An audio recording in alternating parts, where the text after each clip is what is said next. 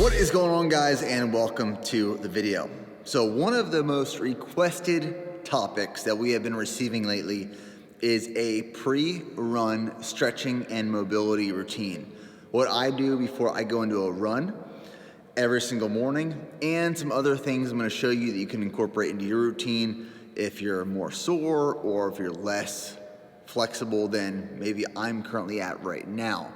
And I want to provide these tips to help you guys become better, stronger runners. So let's dive into my pre-run mobility routine. So we're going to break this down into three categories. The three categories are stretching, myofascial release, and I'm going to be doing this using a frozen lacrosse ball. Note, frozen lacrosse ball. You should get a lacrosse ball, throw it in your freezer, and keep it there so you can have it every single morning before you go into your run. And then the third is massage or percussive massage. And for this, I'm using a Thera Gun. So these are the three pieces of the routine that we're going to be going through. So talking tools that you can or might need for a routine, a lacrosse ball, like I said, throw this in your freezer. It makes a big difference. It feels really good on the bottom of your feet, and I'll show you how you're going to use this. The second is just some sort of foam roller. Now this is just one off of Amazon. They have some that have like different levels of elevation or ways to penetrate the muscles a little bit deeper, but this is just a styrofoam foam roller for myofascial release. And then the last piece, again, optional, some sort of percussive massage therapy device. This is a Thera Gun. I love using this. I only use it for a few seconds right before taking off for the run, but I'll show you the areas where I like to focus on. Now I'm gonna start bottom and then work my way up. And the first thing I'm gonna do is, like in the morning, I run right when I wake up pretty much. So I make my coffee, and as I'm drinking my coffee, I'm leaning over like the counter in my kitchen. For here, I'm using the GHD machine. But what I'm gonna do is just stand here, I'm gonna stretch my calves. I'm just gonna work both of my calves, get a nice stretch. I'll even lean into it a little bit to get deeper, and I'll work each side. Now there's a few movements that if I don't do, my run just goes to absolute shit, and this is one of them. If I don't do this, what happens is I take off my run and my feet just like kind of collapse. So what I'm gonna do is just roll my ankles. I have kind of weak ankles because when I was a baseball player in like high school, I used to always sprain my ankles, always turn them. I just have weak ankles. So this is one movement that gives me some confidence before going into a run. Now the third, like I said, working our way up, we're gonna do hamstrings and then quads and then hips. So in the morning, I'm still at the counter drinking my coffee. I'll throw each leg up there on the counter, and I'll just get a nice stretch right at the hamstring. Nice, deep stretch.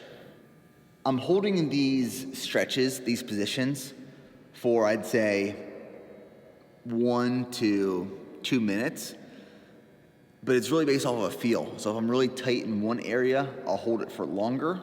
If I'm not as tight in another area, I won't hold it as long. For me, my calves, my hamstrings tend to hold the most tightness, the most tension. This right here is going to focus on the quads and the hip flexor. So I'm gonna use an elevated surface like this bench, and I'm gonna get in a position, and I'm slowly gonna lean back, push my hip forward, and I should feel the stretch in my quad and my hip flexor here. And if you push that forward a little bit more, you'll feel it a little bit more. And if you want a really deep stretch, you bring the same arm as on the leg that you're stretching, you bring it straight up, lean forward, and you'll feel it even more in your quad and your hip flexor. So I don't do these two every single morning, just if I really need it. If my glutes are really tight, I will get in this position right here. So it's one leg at a time. You'll bring one leg out, and I like to secure this foot with my hand. I'm gonna back the other leg out and kind of just lean into this position. I should feel it really in my glutes, my hips, and just open that up. As you get better and more mobile, you'll be able to sit down. And I can't sit down completely, but I'm getting there. So for this one, I'm gonna take off my shoes. And what I'm gonna do is, if you have tight ankles, like really tight ankles, I'm horrible at this stretch. And typically my feet cramp up, but I'm just gonna flatten my feet out on the floor. And I'm gonna lean back a little bit. You'll see some people that lean back all the way to the ground. I'll tell you right now, that is not me. But you'll feel this in your ankles, on the top of your foot. I think stretching is one of the most underrated things you can do. It feels good. Just sit back and slowly, you can go further and further. Just sit there and let it open up.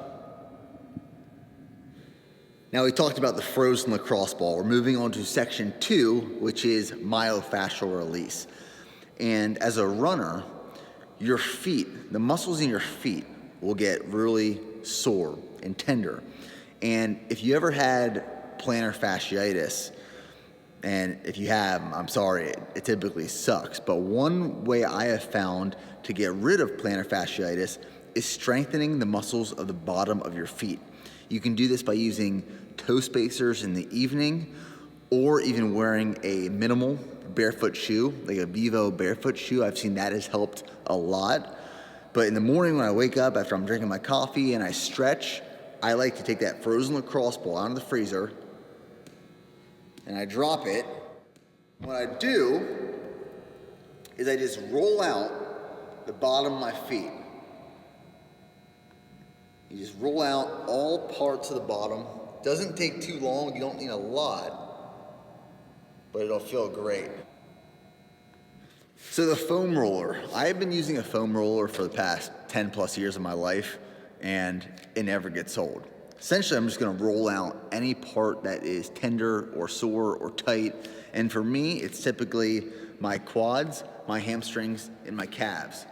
Occasionally, I'll roll out my lats if those get tight or sore, but really I'm doing a lot of mobility work on the lower part of my body, because that's what a lot of mileage will do to me. It gets me tight and sore and a little tender, and we want to tenderize the meat. That is what we're doing with this. We're tenderizing the man meat. Who wants some man meat? I do. I want some man meat. Huh? Michael Dwight would like your man meat. Well, then my man meat he shall have. So I'll go on the side of my quad. And what I like to do is I want to put all that weight, all that pressure on that pressure point. I even like sometimes getting up here in the hip flexor and really digging into the hip flexor. A lot of people have tight hip flexors, and if you can open those up, it is a world of a difference. Step number 3, after stretching and after myofascial release, is now some percussive massage therapy using the Thera Gun. So what I'm gonna do is I'm gonna turn this on, and probably for like 30 seconds per muscle, like 30 seconds on my quad, 30 seconds on my calf, 30 seconds on my hamstring for both legs. That's really all I'll go over. So I'll turn this thing on.